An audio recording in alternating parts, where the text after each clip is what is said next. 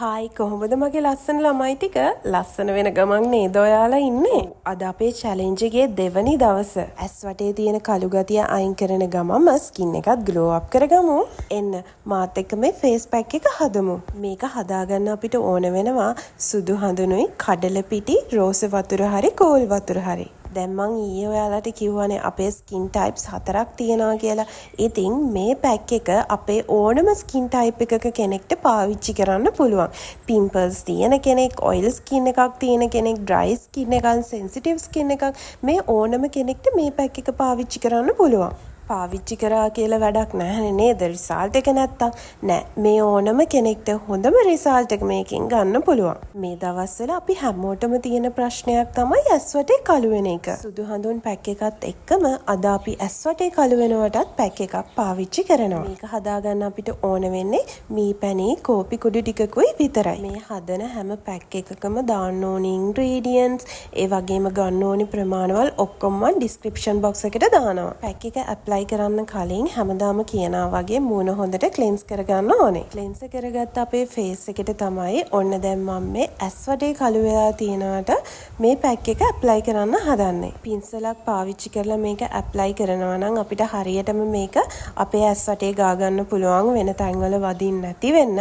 එහෙම නැත්නම් ඔයාට ඇඟිල්ල පාවිච්චි කරන්නත් පුළුවන්. ඒක ප්‍රශ්නයක් වෙන්නේ නැහැ. මේ දවස්වල ගොඩක් අය පාඩම් කරනවා. එහෙම නැත්නම් ගොඩක් අය ෆෝන් බලාගෙන ඉන්නවා.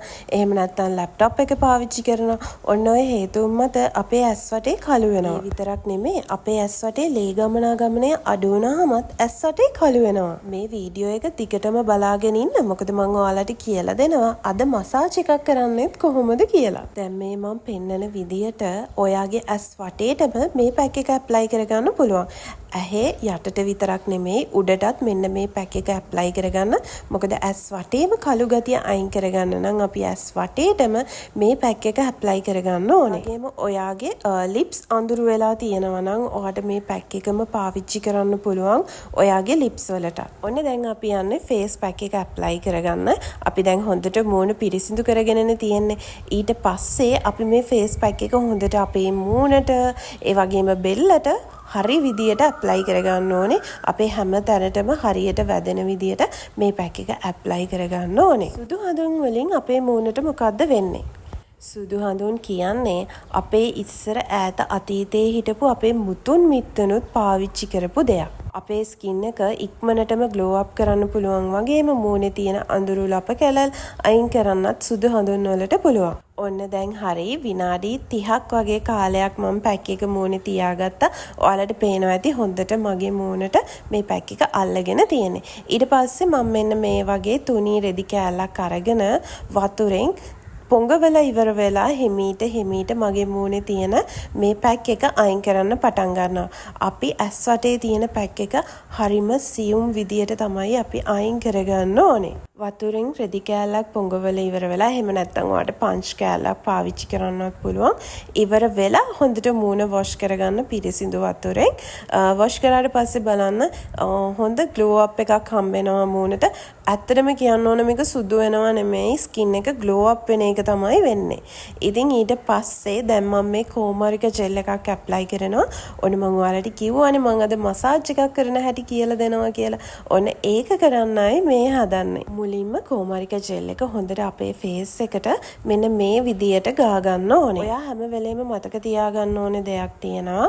අපි මොන ක්‍රීම් එක පාවිච්චි කරත් අපි ෆේස් එකේ උඩු අතට තමයි පාවිච්චි කරන්න ඕනේ. නැත්තම් හැම එල්ලා වැටෙනවා. ඔන්න දැන් මම මසාජ් එක පටන් අරගෙන තියෙන්නේ. මම මේ කරන හැම ස්ටෙප් එකක්ම එක බැගින් 10 වාරයක් කරන්න ඕනේ. 10 පාරක් මේක කරන්න ඕනේ.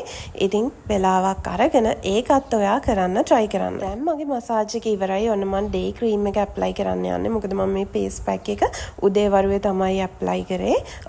ඇත්තටම මම මෙතනදී පාවිච්චි කරන්නේ ස්පාසිලෝන් එකේ ටර්මරික් ඩේ ක්‍රීම් එක. මේක ඇත්තටම හොඳයි. මම ගත්තේ මගේ මූණේ චූටි පිම්පල්ස් වගේක් දාන ගත්තා. චූටි ගෙඩි වගේ.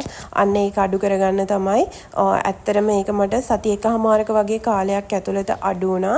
ඉතින් ගොඩක් හොඳ ෆේස් ක්‍රීම් එකක් තමයි මේක. ඒ වගේම තමයි මේකෙන් හොඳ සන් ප්‍රොටෙක්ෂන් එකකුත් හම්බ වෙනවා. අලුත් වීඩියෝ එකකින් හෙට හම්බෙමු.